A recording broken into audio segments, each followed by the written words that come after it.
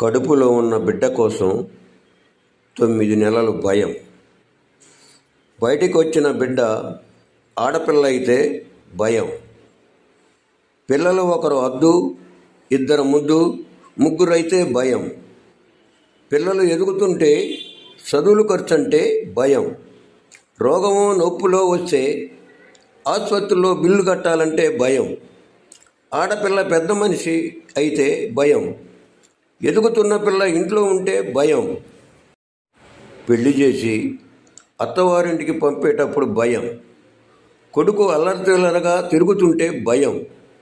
కొడుక్కి పెళ్లి చేస్తే వచ్చే కోడలంటే భయం. సస్తే కొడుకులు తలకొరువి పెడతారో లేదో అనే భయం. చచ్చిన తర్వాత తిరిగే దయ్యం అంటే భయం. తప్పు చేసిన వాడిని నిలదీయాలంటే భయం. ఉన్నోడు ఎక్కడ తప్పు చేసి మాట్లాడతాడోనని భయం. లేనోడు బాధలు చూస్తే భయం. మధ్యతరగతి వాడిలా బతకటం భయం. అప్పులోడంటే భయం. సిల్లిగవ్వ లేకుండా 20వ తారీఖు నుండి ఎలా బ్రతకాలో భయం. చిరునవ్వు నవ్వాలంటే భయం. అమావాస్య అంటే భయం. చీకటి, నీరు, నిప్పు, గాలి అన్నా భయం.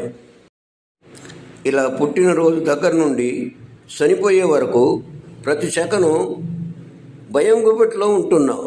మరి ఎందుకు ఈ భయం? మనం ఇక్కడ చిరకాలం చనిపోకుండా ఉంటామా? ఎందుకు భయం భయం భయం? ఇది కాదు జీవితం.